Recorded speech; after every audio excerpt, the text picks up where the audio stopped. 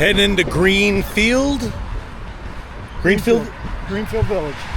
Heading to Greenfield Village for the Motor Muster. Motor Muster. For the Motor Muster. Come along for the ride.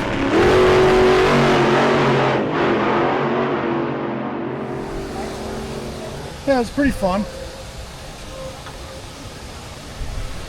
Keith just hooked us up. Look at me, king of the castle.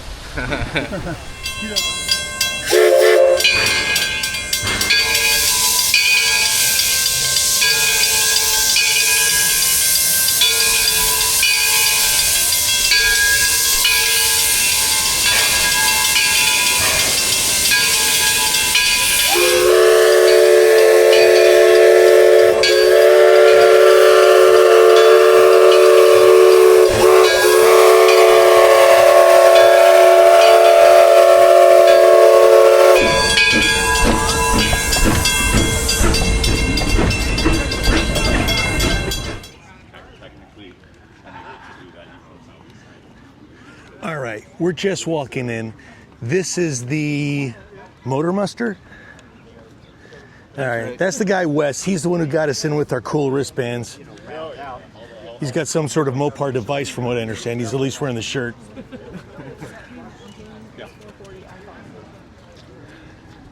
And we're in Greenfield Village? Greenfield Village.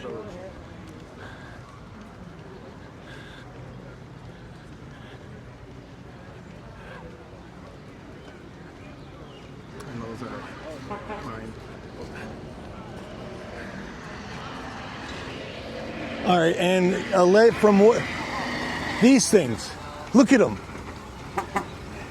It's so badass. And as the story goes, I'm gonna get the right passenger. Yeah. All right. She's gonna get us a ride in an old Model T. T or A? T. TNA. They're all T's. Okay, good. They have, I think, 36 Model Ts here that are in operation, and most of the drivers are retirees, typically, and they also part-time work on the vehicles. Very cool. Yeah.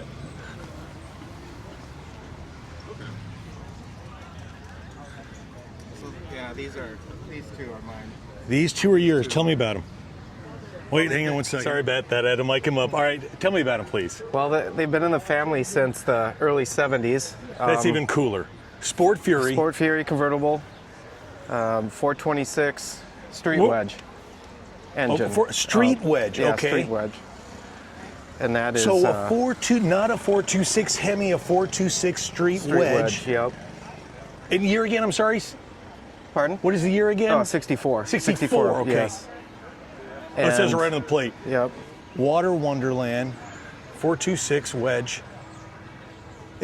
AC? Factory AC, yep. And they owned it since new? No, since 78 on this one, and then the black Belvedere since 74. Okay. And then, and this is this has some things. That's just a Mopar. That's a Mopar performance crate, not a. Okay, so not an original Hemi. Not original. Thank you for being honest. Yep. I would have fallen for it. Yep. That thing's so badass. This started life as just a 318 stick. And 64? Yes. Bud's is a 62. Is it right? Bud's is 63? 63. Okay, sorry. Yep. Been with them all week. I should know these things. Oh, look at the shifter. That's so cool. Little clock down there. The interior is gorgeous. Dog dish hubs. So 426 crate. 727? What's the transmission? This has an 833. 830, okay. That one's got a 727. All right, then the rear end? This one has a Dana 60. It's a Strange, so it's 354 gear. Awesome.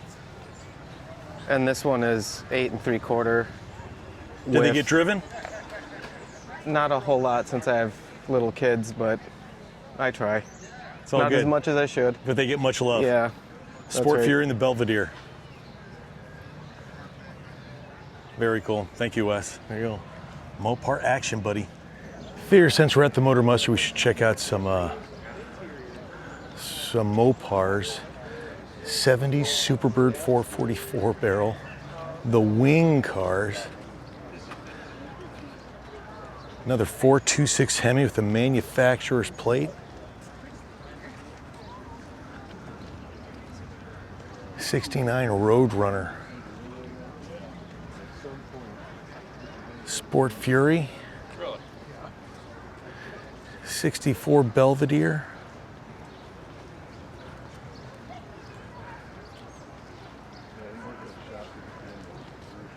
The Coronet. So cool. Love that orange. I think that's vitamin C orange. I'm not certain. But I dig it. Challenger TA. That thing is so badass.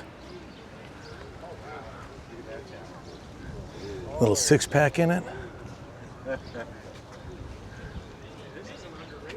That one's got the window sticker.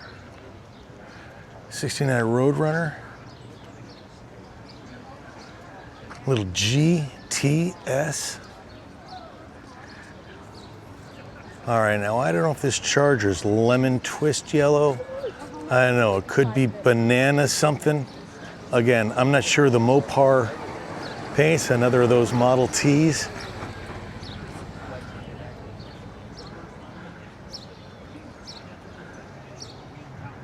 Tell you what, that thing pops.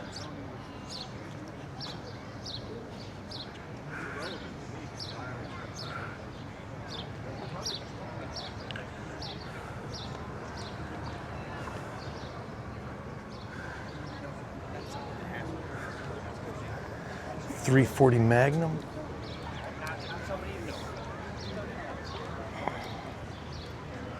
I know you got.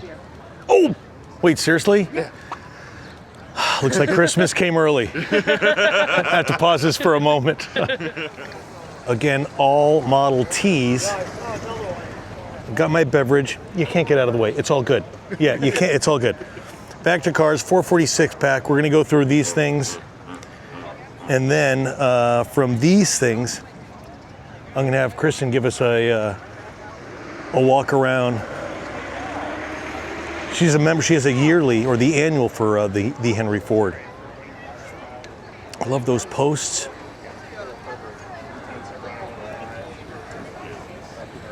Look at the poly, the bias ply. Love that shifter. Look how it's clocked over to the side.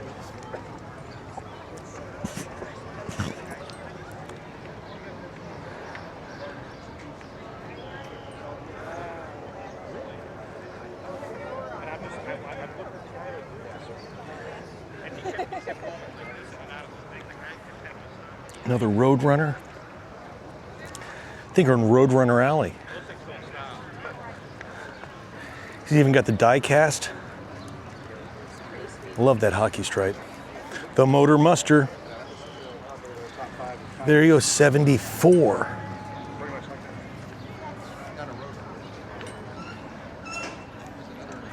There you go. 74 Roadrunner.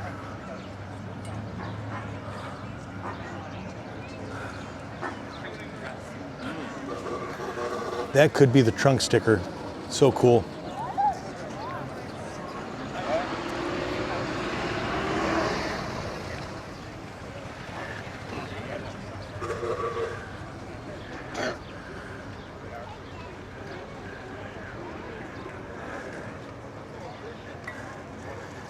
Dodge Dart.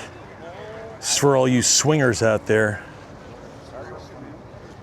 It's a swinger. And look at the brown. I love that brown.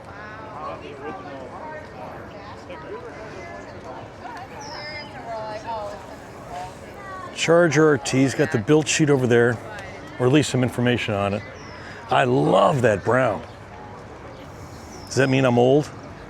White vinyl top. Look at the interior. It's like a, I don't know if it's tobacco. I love the interior.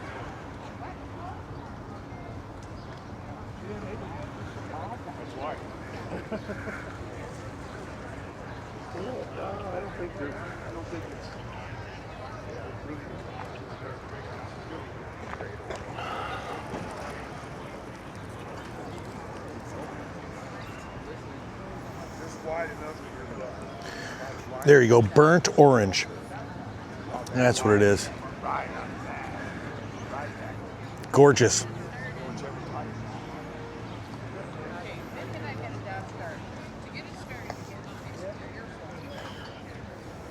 Now we're going to get the lowdown from this one. All right, from the Charger at the Motor Muster. We've got Kristen here, Hey. Bud's daughter. We're hanging with Bud all week. I'm staying with him this week. We're in Dearborn Michigan. at the Greenfield. Henry Ford. Yep. Oh, sorry. Greenfield Village and Henry Ford. Okay. So they're combined, kind of. The Greenfield Village portion is open from the spring through fall, essentially, and then there's a couple over the winter events. Just a couple. Just a few. But This place is only seasonal. yes. Okay. Because it's mostly outdoors. Okay. They do some holiday stuff as well. But that's all ticketed, so even as like a member, you can't just like walk in the winter. Henry Ford is the indoor museum, and they are open year round. Okay. So That's got the big boy, and it's got the Holiday Inn sign. it's got the yes, Okay. yes. All right. Very Yep. cool. So show us Greenwood Village. All right, Or fantastic. Well, right Greenfield. behind me, Greenwood. Greenfield. Yep. Sorry, No, you're Greenfield. good. I'm horrible. Right behind us, this area back here is all of the craft works. So they have glass blowing in this building, an old printing press. They do their own, there's animals all over. It's an actual working farm throughout here as well. And so they actually shear the sheep and braid the wool Okay. and turn it into yarn and dye it. So you'll get to like actually see them doing all of that Very as well. cool. It's very neat. I guess similar to Williamsburg, Virginia, where they have some of the native stuff and they pottery and whatnot. Yeah. Kinda? Okay. Yeah. And it's all, they have like a kiln on site. You can actually go watch the glass blowing demonstration right behind you. All of the buildings are moved as intact as possible. We've got Wait, this is the place that has Thomas Edison's thing. Yes, it has Menlo Park. Menlo Park. And it also has his house from St. Augustine, Florida. Wow. The Wright Brothers, their family home is here. And I think it was Wilbur lived the longest. And so he was actually still alive when they moved the building here. And so he was able to help them totally recreate it based on like family photos and Very his cool. recollection. Over here behind you is where they work on the trains. So there's This is several an old roundhouse. Yep, it's a roundhouse. And you can go in, you can look under the trains. There are, I think, 4 operational engines, and they rotate them through. So when you walked in, we saw one of them that's running today. So so that's the one that's working today or this Yep. week or this season. Yep.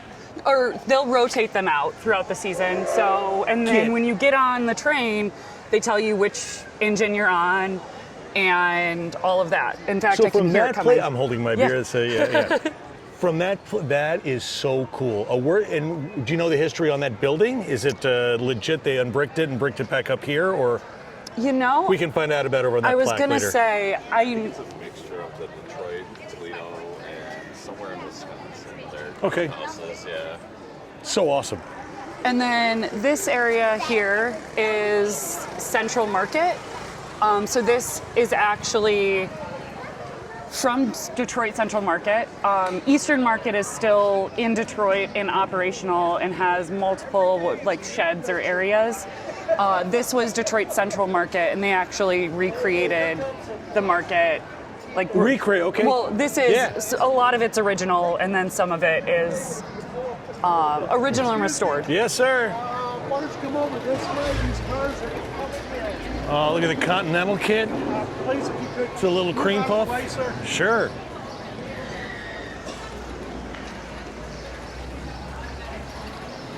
How am I doing? That is what you call a cream puff.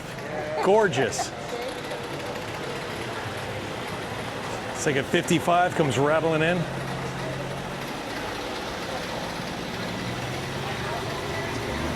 So sorry, I get easily distracted. Oh, you're good. And I notice right over there, that thing says Edison 1886 on it. Yes. So I've only been in that building a couple times. Only a couple. Why only a couple? You hate Edison? No, I'm just. But it's a really fascinating. I didn't realize Edison stole a lot of Tesla stuff, and he was a thief. He was a genius, don't get me wrong, but also an unscrupulous, conniving thief. There's there's a lot of people in history that have done some weird stuff. Unscrupulous, yeah. I don't even know how to spell it. But very cool. Yeah. So this has a lot of different machinery and stuff in it. Oh. Station A. Station A.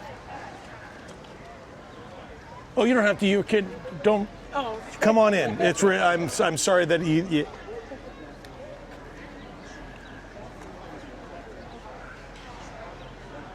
well, yeah.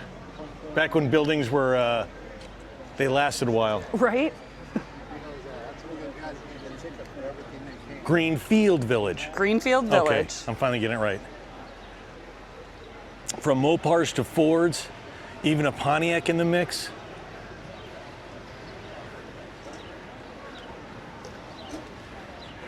So you're an annual member. I am. What's your favorite thing here? Oh, that's a tough one. Or do you have a top I was three? going to say I probably would go with the Carousel. What's the story on it? It's an original Carousel from the 1930s, and it's still operational. From where? Where did it come from? Do you remember? Because I know there's. Like maybe Coney Island in New York, Okay. but I could be wrong. Because I know the one on Santa Monica Pier has been around for a long time. Yeah, and it's so it's really fun, and the music portion of it's super cute, and they'll like switch it out. God. The kids' playground with the girders and pipes and oh my God. This is awesome. Yeah. One of the 3 oldest carousels too, as well. I think Really? so. Okay. Yeah, in the country. Yeah. Very It's good. actually right over here if we want to let's take a go little take a peek look. at it. Take a peek at that, and then we'll get a ride in a Model T. All right, sounds good. Oh, it's actually perfect because we can pick up the tickets there. Hey, all right. Cool.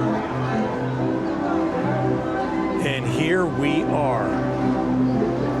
Oh, they put disco balls on today. The 1913. I'm super stoked. Oh, 1913, not 1930. I'm gonna go get my.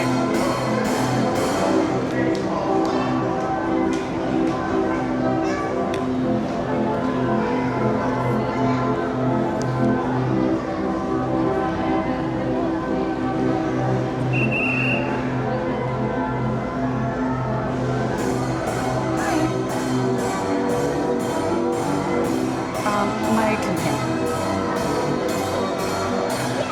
Thank you.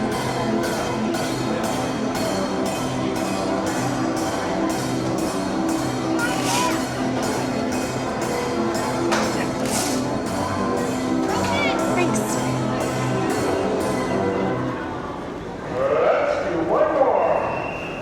Uh, 1913 Carousel. All right, so we're waiting in line. We're in line for the Model T ride. And here's a little sign there.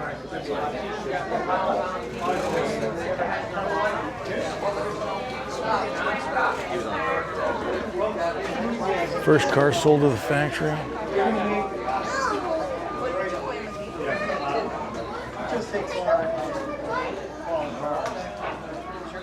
Ford is a rat killer. There you go. And get this stuff. You never know who you're going to run into. These characters from the Hot Rod Power Tour. They came all the way from, surprise! Right? Driving the El Camino. Living the dream.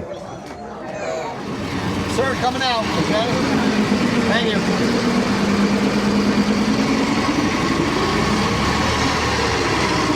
What is your name, sir? My name is Ken. I'll be your chauffeur this afternoon. Thanks, Ken. Welcome to the Model T experience. How we doing today, guys? And we need some tauntings. You need some what? And Bud! Bud Buddy! Who are we taunting? We're taunting her dad. Oh, My buddy. I just want to make sure it's people we know and we're not like creating a scene. So what is this thing? Well, you're going to be disappointed when I give you the story behind this one. Not at all. So first off, I'll give you a little bit of history. Ford made Model Ts starting in 1908. He built them until 1927. For 19 years, he built over 15 million cars. So that's a lot of product going out the door. This one that you're riding in is what we call a Centennial. We do have, whoa, where are we going, bud? We're cutting the corner a little tight there. There we go. Sounds like Chitty Chitty Bang Bang. They do. That has a lot to do with the magneto system. Kind of has that noise. It gets that wheezy noise that goes with it. And I think that the fact that it's a really low compression ratio engine leads to some of that as well. It's only a 3-to-1 compression ratio, so it's more fizz than pop. But so this one though, even though they built from 1908 to 1927, was built in 2003. Okay. And that is because it's what is known as a Centennial. The Centennials were built by the Ford Motor Company, so they were built by the original manufacturer. They were built to celebrate 100 years of being in business as an automobile manufacturer. So they were looking for a unique way to celebrate their anniversary. And Sorry, easily distracted. that's okay. And so This is the Motor Muster. Holy Moses.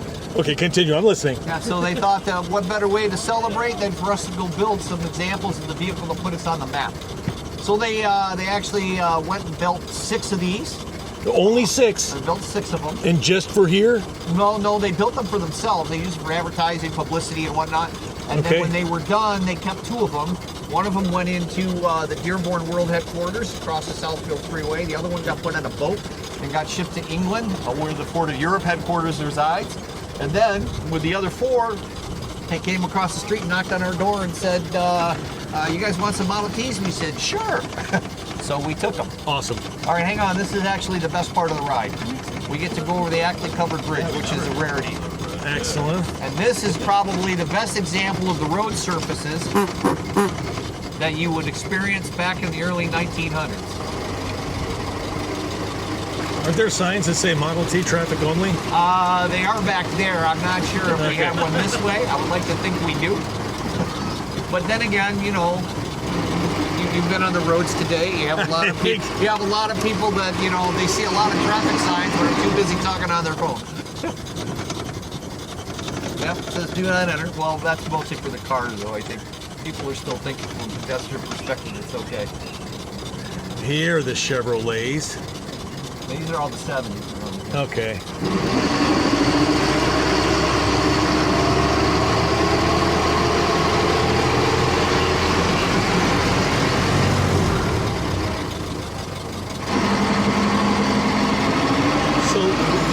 Again, this is a recreation of what year car? This would be a 1914. 14. So 1914 was the year that Ford introduced the moving assembly line. 14 was, okay, because 13 was the Lincoln Highway. And it's like Ford refused to participate or contribute to the Lincoln Highway, thought the government should do it. It's like, I can't imagine driving on dirt in, I mean, this, across country. These cars were actually, well, yeah, it would have been, I mean. With no road, I mean, this is one thing with cement roads. Yeah, my experience with that, and I tell everybody is, you know, basically you go across the Ackley Covered Bridge, and when you get done with it, people are looking for fillings on the floor. Yeah. Right? So, but, so in 1908, when this car comes out, you got to remember, there's really no infrastructure. So you got buggy ruts, lots of mud, lots of rock, lots of gravel. This car's really good at getting around on that type of terrain. That's what it was best at, right? It's more like a Jeep than a car. It's got a lot of torsional compliance. Not a lot of horsepower, but it's got low end torque. And most people are traveling maybe 15, 20 miles an hour because that's what the terrain will allow you to do. You said a lot of low end torque. What's a lot of low end torque? I don't know that I can put a number on it, but you can feel it when you drive the car. When you drive the car, it's amazing how easily this car is to launch when you're either going uphill. Does it have 20 horsepower? It does. It does. Okay. That's the claim. And the claim is it will do 45 miles an hour, but then again, my claim and response is I won't be the guy doing 45 miles an hour in a Model T. Right? That would be a pretty scary scenario if you ask me. So, and that actually becomes a bit of its downfall. Because look at the early on, you know, people are really enamored with the car because it gets around really well in the terrain. However, Ford doesn't change the car from 1908 to 1927. He continues to build the same car over and over and over again. So he doesn't do anything to keep it up to date. In 1908, when he brings his car out, he thinks it's the most ideal car in the world, and he says, I'll never have to build another car again. So in 1908, he actually changes from being a product engineer and he becomes a manufacturing engineer. And what he focuses on now is how best to assemble it. How do I get the optimization and the efficiency out of the assembly and manufacturing process? Because that's where he's going to save money. So in 1908, he's building in station. That's like building a car in your garage, right? Take all the parts, put them in the corner, take some workers that know how to build the whole car. By the end of the day, hopefully you got a car you can sell. Hopefully. Right? 1914 is when he introduces the moving assembly line. Is that Piquet? No, Piquet was 1908 until 1910. Oh, okay. So before that. Yeah, Okay. 1910, he moves into Highland Park. When he moves into Highland Park, he's still building in station, but Highland Park is so large that he can build about 100,000 cars a year. So even though he's not efficient, he is effective. He can build a lot of cars. However, when he goes into Highland Park in 1910, he has the vision. And in the evenings, he's there with his engineering crew, and they are actually installing the equipment in order to prepare for getting a moving assembly line put in. It takes him about 4 years. And then 1914, he gets the moving assembly line going. Where he used to build 100,000 cars a year, he can now build over 300,000 cars a year, more than triples his production capacity. He takes the price of the car from $850 down to $550. He takes $300 right off the price of the car. And then isn't that the start of the $5 workday? Yes, because his workers aren't happy. The workers are looking at Henry like, Henry, you know, we used to build a Hey, whole there's car. Wes. Hey, Wes, buddy. He's one who got us in. Got to say hi. Thank you so much for the tour and the history. This is fantastic. All right, we're coming in for a landing. We'll ask you to bring your seat back to the full upright position. Please store your tray tables. I think he's done this before. Ladies and gentlemen, Greenwood Village. Greenfield Village. That's what I said. Greenfield. I did say I'm an idiot. So there you go. We got a ride in the Model T. Super cool stuff. Greenfield Village. And now I think we got to go get a beer. Stay hydrated. Got a little video of the, what do you call it? Carousel earlier. I'm not sure that I should be riding a big cock, but there you go.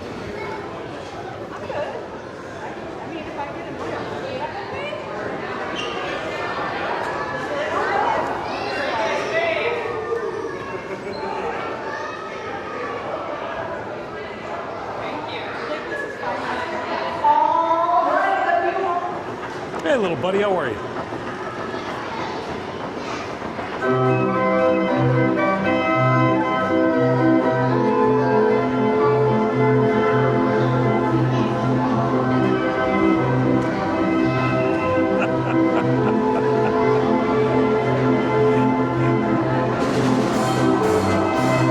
We got Bud right there.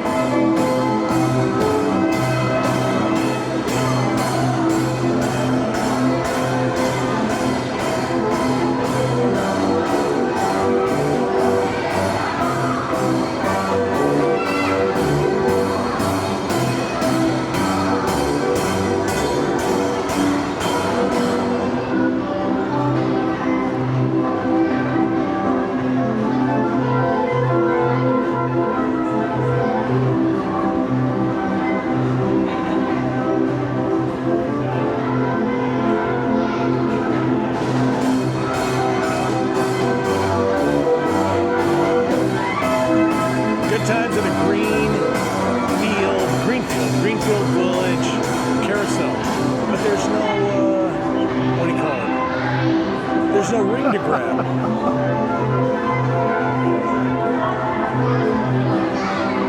Little carousel action for you. Greenfield Village, thumbs up.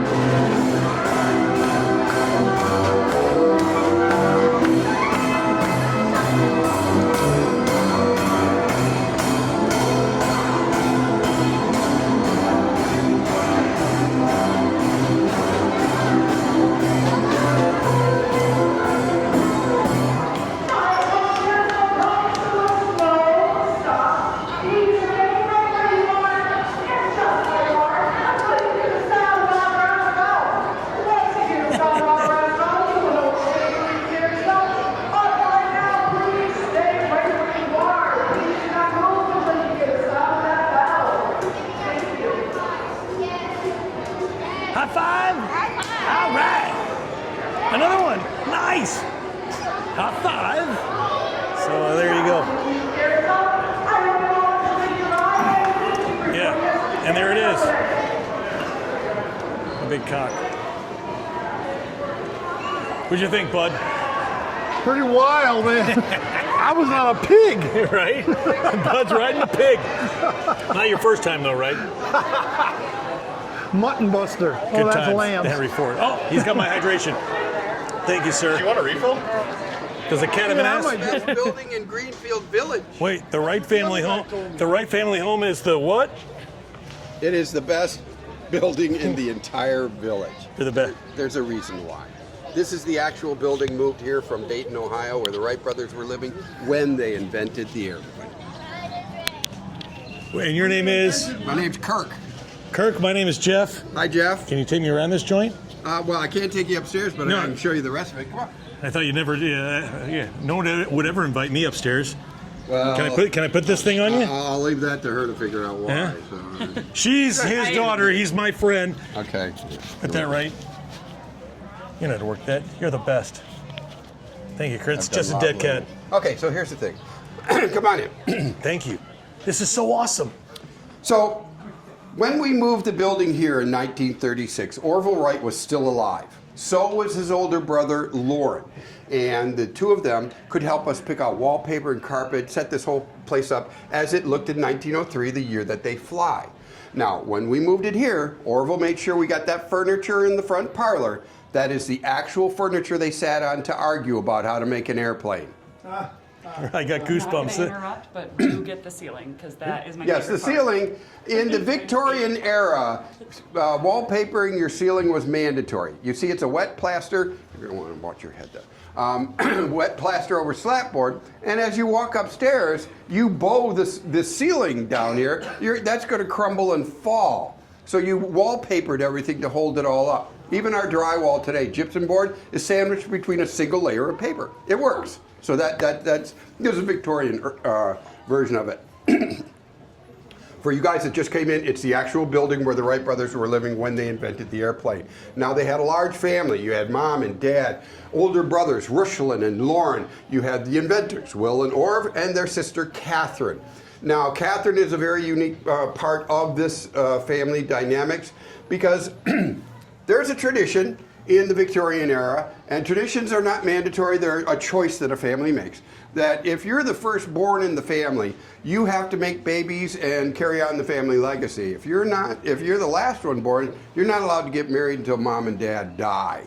And that fell on Catherine to have to take care of dad after mom dies. But Catherine is also a victim of another tradition, and that is the woman of the house. Mom dies when Catherine is 15 years old. So at the age of 15, Catherine has to do all the domestic work. She has 4 brothers and a dad. So that's huge. So what happens is that older brothers, Rushlin and Lauren, they move out because they don't want to be a burden to their sister. They start families of their own. Just like tradition said, firstborn, you make the babies. Will and Orville sit Catherine down and say, you're too young. There is no way you can do all of that work at your age. So since Rush and Lauren have started families, we will stay here with you and help you take care of the place. We'll take care of the house and dad. You just do the cooking and cleaning. They actually farmed out the laundry in that regard. Well, dad is worried about that because he believes that in high school is when you meet your partner. And since she did not have an opportunity for romance because she's in class all day, domestic work all night long, he said she's got to be independent. He's thinking outside the box. He sends her to college, Oberlin College outside of Cleveland. Oberlin is America's first co-ed college in the country. She graduates and becomes a high school teacher and has a career of her own. She is independent, still living here, still taking care of dad, but she does have a career. 8 years later, she quits. And it's not because she finds a man. It's because her brother Orville is injured in an airplane crash and she thinks she's the mother of the family, and mothers always set aside their independence to take care of the family member. Now, he does go back to flying, he gets better, goes back to flying, and then Wilbur steps in and says, look, they don't pay you enough to be a teacher. They didn't pay enough to be a teacher back then, they still don't. I want you fixing that after you graduate from college. So what he says is, join the Wright Airplane Company, and I promise you, you will make more money than you ever would as a school teacher. Tragically, that moment happened 3 years later. And I mean tragically because Wilbur dies. But he had been selling airplanes for 3 years. His half of the estate with Orville was valued between $300,000 and $350,000, which today would be $7 to $9 million.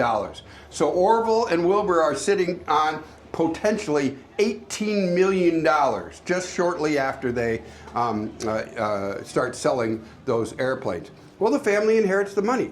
Catherine inherits $50,000. That'd be $1.3 million today. Overnight, she becomes one of the wealthiest women in Dayton, Ohio. Now, does she use that money to make up for the lost social parties and fancy clothes and trips? Well, okay, she buys the clothes. We're going to give her that one. But no, she uses that money to champion causes that mean something to her.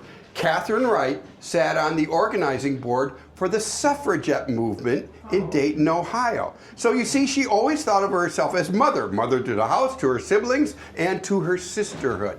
And that is actually why Catherine is the most important person in the family, not these yahoos who invented What was airplanes. the suffrage movement? Suffrage movement was getting women the right to vote. Nice. Yes. There's a joke in there somewhere. Yeah, well, we're not going to go there, are we? Yeah, no. I had a couple of kids today, and they had dad joke tester on their T-shirt. So I gave them a dad joke. I said, do you know why you never see reindeer hiding in Christmas trees? It's because they're really good at hiding. But yeah. But this house is the actual house, Lego house. Took it apart, put it back together. Orville was alive. Brother Lauren was alive. Lauren's adult children were alive. They could sit down with our curators and pick wallpaper, carpeting, and all the stuff. The furniture in the front parlor is the actual furniture they sat on to argue about how to make an airplane. Now, in that picture is Catherine Wright, all the way to the left here. That is the graduating class of 1898 of Oberlin College. And this gentleman right there is the man she eventually marries. Aw, that's awesome. He fell in love with her. He was in the boarding house next to hers, and the guys would come over for food. Let's be real. But while they were there, Harry started helping Catherine with her math because she tanked. She tanked terribly at math. And he fell in love with her. But because she missed the romance of high school, she didn't know what he was doing. So he thought, she doesn't like me. So he marries Isabel, another gal that was living in the boarding house there. They had a baby, and, well, tragically, Isabel died from cancer, leaving him with a 10-year-old boy. And so in the corresponding letters between Catherine and Harry, they fell in love again. And Catherine writes to him and says, I get it this time. Are the letters still around? Yes, as a matter of fact, the letters are around. You can read about them. You can't read them, but you can read about them. Harry Haskell's grandson wrote a book using those letters. The Smithsonian, or does the Ford have them, or The books? no? The letters. Oh, no, those are in Kansas City. Catherine moved to Kansas City with Harry, and her letters, basically her letters to Harry and back, are stored in a historic society in Kansas City. Awesome. Harry was the senior editor for the Kansas City News newspaper. Awesome.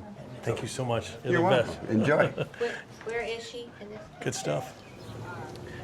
Right. Cycle. We were just in what was that house? The Wright Brothers. The Wright Brothers family house. home. Family home. And this is their Bicycle shop. Yeah, that they started before going airborne. Holy, those are like wooden rims. Like There's more behind you. wood rims. Yeah. Jeff, there's more over there. Wow, yeah. $35. You know, that reminds, was it Butch Cassidy and the Sundance Kid? Where they ride around and the raindrops keep falling on my head. That's Paul Newman and Ally McGraw. Ally McGraw. Ow. All right. I got some cool stuff here. That's a quote that's gonna forever live rent free in my head. Those got to be all repros. They're too shiny and chrome for OG back in the day. I don't know. Huh? They might be original and they might just polish them up. Right? Yeah, they refinish all this stuff now. Oh, there's the airplane up top.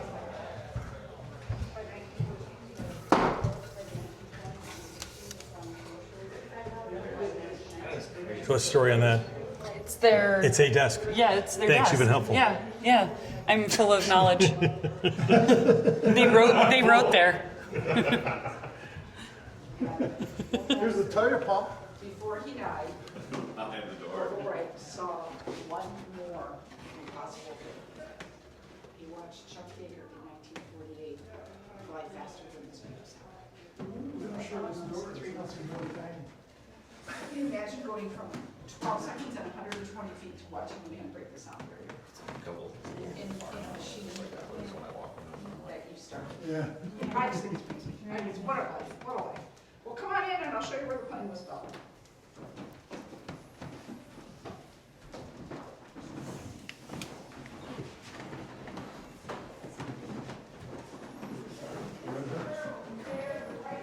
Oh, look, the wind tunnel.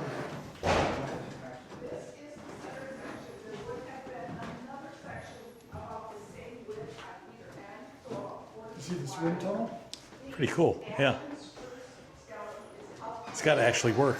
Yeah. So that it goes together quickly and comes apart quickly if they need to make repairs. Or they can take it apart, box it up, send it to Kitty Hawk, and it takes 2 guys about 9 hours to put it back together. There are only nuts and bolts in the metal supporters. Now, one of the problems with flight early on was the fact that a steel-housed aviation engine weighed about 400 pounds. Or the Willys weighed about 150 pounds. How do you balance that? You kind of don't. You just don't. So, an unsung hero in all this is a guy named Charlie Taylor. Charlie was the Wright's chief mechanic, chief machinist, and as they were beginning to experiment with the idea of flight, he was interested in casting aluminum. And as they were getting more and more ready to fly with an engine, he began to look at whether you could cast an aviation engine out of aluminum. Discovered that you could, that it would be substantial enough and long-lasting enough to work. And he changed the weight of an aviation engine from about 400 pounds to about 200 pounds. And that you can balance with pulleys. And that's one of the reasons we could fly in 1903. Is that the first aluminum engine? Here across the way, as you're asking? Yeah, No, I don't think so. Okay. I don't think so. I think there were other land-based engines that were cast. Okay. Yeah, but this was the first aviation engine. He was, when this building came to us in 1936, he was still alive. And he came along to show the curators what the building looked like in 1903, where everything was placed, and he worked with the curators to make sure that these pieces that were original to the Wright machine shop were recovered from businesses that had purchased them and brought them back so that we have the original machinery that built the Wright Flyer. After the building was open in 1936 to the public, Charlie stuck around and he was the first presenter in this room. Would that not have been amazing to hear the stories of the Wright Flyer from someone who had been a part of that story? I just think I am so honored to stand in this space and talk to you about a guy like Charlie Taylor. I can't even tell you. I can't even tell you. Thank you so much for being such a great group. If you have questions, I'll be happy to answer them if I can. So you Did said they run this off of water power, or did they always No, run this off is of a machine? no. This is an Or engine. engine? This is a two-stroke All right. engine, gas engine. You said, go ahead. Go ahead. The Wright Flyer, the Wright Flyer in the Smithsonian Air and Space Museum. Uh-huh. Yeah, That's the one. that's the one. That's the one. Yep. It took a minute to get there. It didn't go there till after Orville was gone. But yes, that is the one. It spent a long time in London. Oh, it did? I Okay. don't know if you know about the fight between I don't. the Smithsonian and I'm not very smart. Wright. Well, oh no, it's not talked about very much. Orville Wright wanted the original Wright Flyer to go to the Smithsonian, but they insisted that Langley's Aerodrome was the first to fly, even though it had not successfully launched an airplane. And so it got so ugly that he said, well, you know what, I'm not fighting with them anymore. I'll just send it to the British Museum and send it across the pond over to London.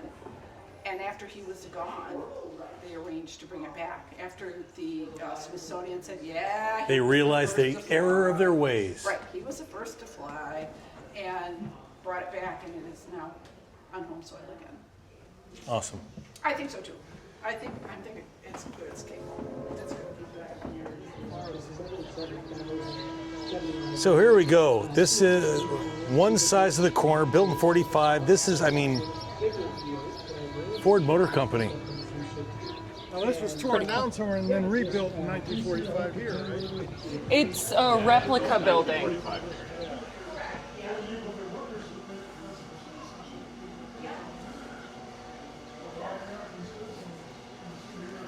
Wow, look at that safe.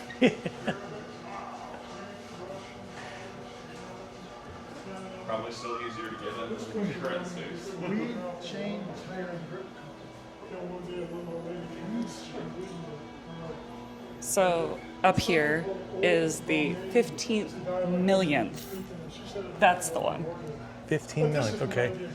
There's old school pictures of that thing. Chevrolet, Studebaker, all of them. That is the law.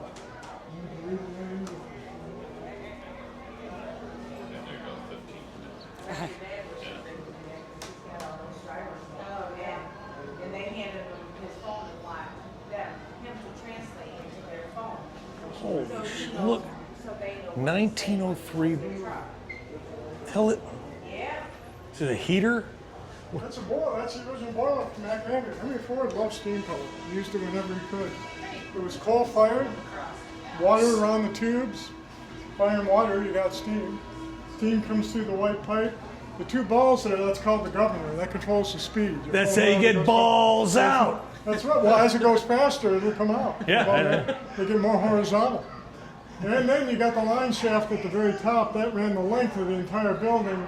And there'd be belts to run a drill press or wheel lathe. But this gave power to the whole plant. Henry Ford loved steam. He was a steam engineer. A lot of people don't know. He started out working for Henry Ford. Instead of using water power like he used in a lot of his facilities, he used the steam with the same belt system. Which I guess you could say is a form of water power. Yeah, it's still water But you know, power. I tell school kids when I get school, most of our electricity today comes from steam. A nuclear power plant is nothing but steam. Yeah. Yeah, so it's funny Henry Ford got known for the gasoline internal combustion engine, when in actuality his training was in steam. I guess they dovetail well. The steam technology and gasoline technology, sort of the engine form of compression and pistons, it dovetails well with what It's Henry much Ford. smaller than a steam engine. Like Smaller version. I think of a big locomotive type steam engine. Sure. Or one of those big steam tractors or whatever. Like the big boy over there. Yeah. Edison was the one that encouraged him to go with gasoline, because when they had the meeting and Henry Ford was trying to come up with a car, Edison told Ford, look, you don't want to use steam for an automobile because it's impractical. It's too big, a boiler. You don't want an electric car because batteries at that time were not very sophisticated. They weren't enough. He said you want to go with gasoline internal combustion because you carry your own fuel source with you as you go. And that's what made Henry Ford come back and do experiments. 1896, you got the quadricycle. 1903, you got the first Model A. All the way up to Model A, B, C, D, you got Model T right. And then in 19 whatever, we got the 15 millionth. 1927, you have the 15 millionth Model T, and that is the last Model T ever made. May the 26th, 1927, that came off the line. When's the last time it ran? Coming off the line. Really? It hasn't run since? They don't run that. There's no gas, oil, or plugs in that. I'm surprised. I don't think they've even turned the engine. It's a piece of American history. 100%, but I'm surprised that here, because we just got a ride in one. It was super cool. I'm surprised that it doesn't run. You know what? I personally have no doubt that if you put gas oil, they find Model Ts in barns that have been sitting there for years. He's got Our one Model of these Ts that are going, our Model Ts that are going around here on the ride, most of them have over 1 million miles on it. They just keep rebuilding. Except for the ones from 2013. Oh, the 2013. Yeah, we got the the Cutaway. One of our friends, Gary at Tremec, builds the engine and the transmission cutaways for the modern auto shows. And do you know anything about this one? Sure. That's a 1927 engine. It's 176 cubic inch, 20 horsepower. It'll burn anything. It'll burn regular, no lead, kerosene. It would probably burn benzene. Anything 73 octane or higher, that engine will burn. 73 octane. Yeah, which is really really watery kind of gas. Henry Ford was looking to make an engine where a farmer could work on it. Matter of fact, when you bought the Model T, you got a toolkit with the car. They expected you to work on the car. Henry Ford said in his autobiography, if a farmer can work on a plow, he should be able to work on this engine. And that's kind of what he made. Henry Ford was the first one to come up with a cylinder head, where you could take this head off and work on the engine, get all the carbon out. Actually, there's these two holes on the top of every valve for a lapping tool. You put it in there and then you spin it, and it spins the valve to get all the carbon off so you get a tight seal. It's very workable for the common man to be able to work on it. This is your magneto, which generates electricity. There's 32 magnets spinning constantly. And so located on the front of the magneto is your transmission. It's called planetary transmission. You shift with the clutch. Just like a Lenco. Yeah. Go all the way down as first gear, all the way back as second gear, and you're just bouncing in between two gears. There's a main sprocket that goes through the middle, and there's 3 gears orbiting constantly. And depending upon the depth you push in the clutch, one gear will engage and disengage, and the other gear. So you got first gear, second gear, reverse. It's very simple, and that's what Henry Ford wanted. He wrote in his book, he said, the more that's on the car, the more that can go wrong. And the more that Bud can mess up. Keep it bare bones simple. Thank you so much, Paul. Thank you. Thank you. Thank you. Thanks for holding the microphone. Oh, my pleasure. You're the best. So I drilled that hole, now I'm going to drill that hole.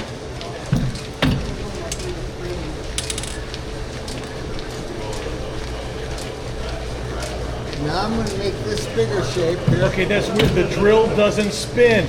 The lathe spins. It's the... Yes, not as big as that drill bit over there.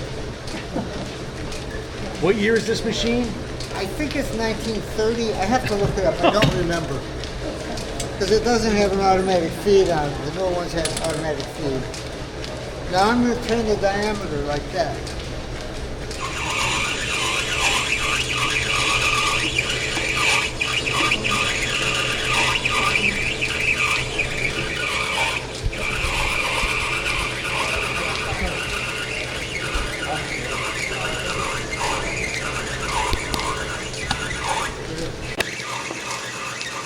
Thanks, buddy.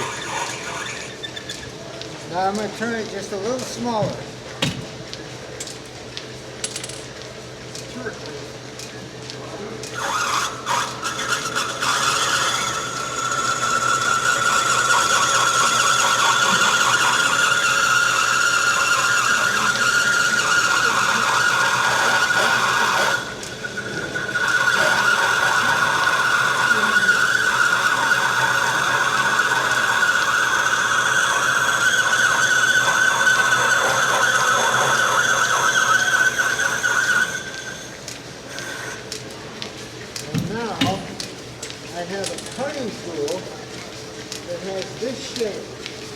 Plunge it in there and make that shape.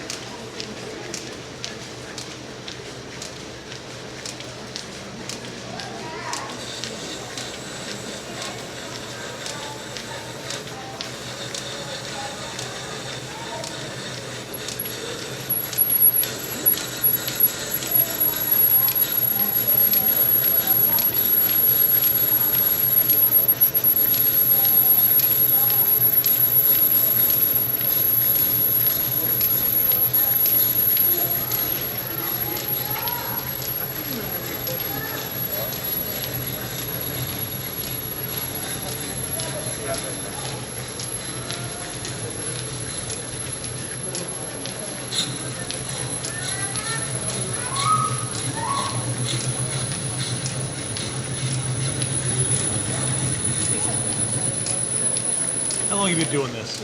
Oh, This isn't your first week. no, I ran lathes for about 8 years, back from 73 to 81. And, I actually set this up back in 1998. You did? Yeah. That's so awesome. Let's see, now I gotta bring in this parting tool and cut it off. But see, the advantage of turret lathes is that everything, all the stops are set. You can't make a mistake. So it's like the first automation. So you could have a lower skilled person, lower wages running this.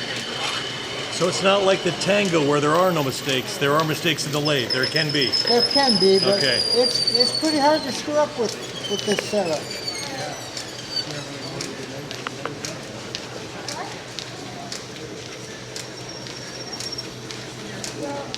All right. Ha that's it. So now I'm going to stop the machine, turn off the oiler, and it's hot. So I'm going to grab it with these tongs and put in some cold water for a minute. Cool it off.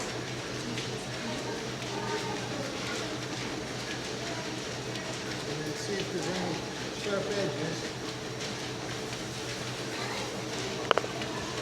There it is. Look at that, Logan. Look at that. We'll put a candle in those. Sell them for $5. Oh, cool, huh? Can you sell those for $5? Yes. All right, I'll take that one for $5. All right. All right, can I go?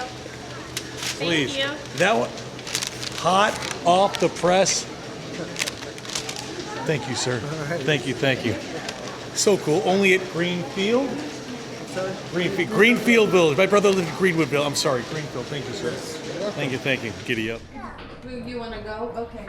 That's it. Just one pull. You don't want to? That's it. That's 200 pounds of pressure. He doesn't care about that.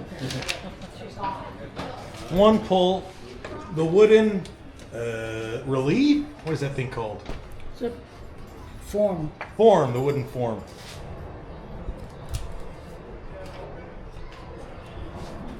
I mean, it's an engraving. So. That's very cool. Isn't it? In 1858? Yeah. 58. Are you impressed with my retention? I have about the same. I'm impressed with my retention. Thank you very much. You're welcome. Thank you, sir. Greenfield Village Motor Muster. This is what we got.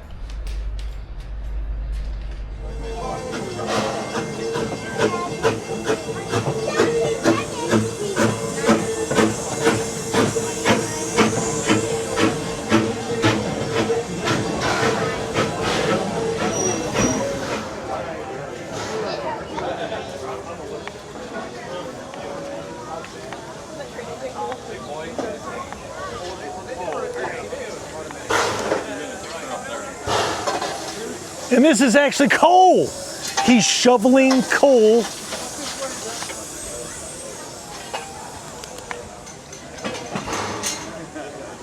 Perfect. Thank you.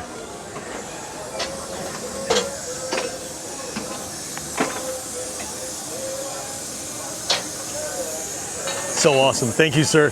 Yep. We're going for a ride on the train. Wait, seriously? Yeah. They're waiting for me. Look at me. You can take And Two steam trains then we're putting you next. Double header to with this, so we these don't two? have to sweat it out. Well, they did a double header with big boy. Keep those arms and legs there. Your head inside the wind.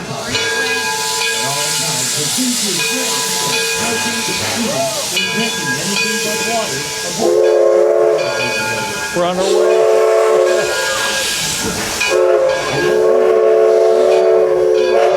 Every year of American innovation. I'd like to remind you, these vehicles are first is you can get a ride on a genuine Ford Model-T car at the loading dock on the corner of Bank State Street, right here in the Model-T. Oh. What do you want to talk about eating? Where do you want to eat? And that brings us to the birthplace of that report. Coming up on your left, Miller car, full team in Dearborn, Michigan.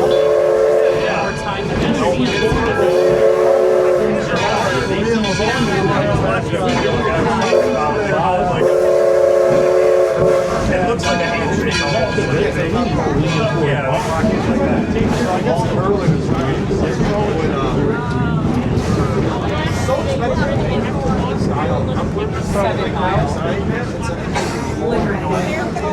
All right, this is Greenfield Village. We're on the Edison 1 train. It's a steam locomotive. It's super cool. You got enough of Greenfield Village, come on over, check it out for yourself. It's unbelievable. Tomorrow we're going to hit the Henry Ford. So this is the Motor Muster, Greenfield Village, and right up here is where I got the first shot of the train. So I'm turning this off. Thank you guys for coming along for the ride. This is so awesome. It's cheaper to replace the workers. You know what's going on, buddy.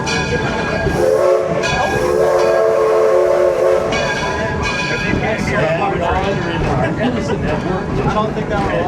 All right, there you go.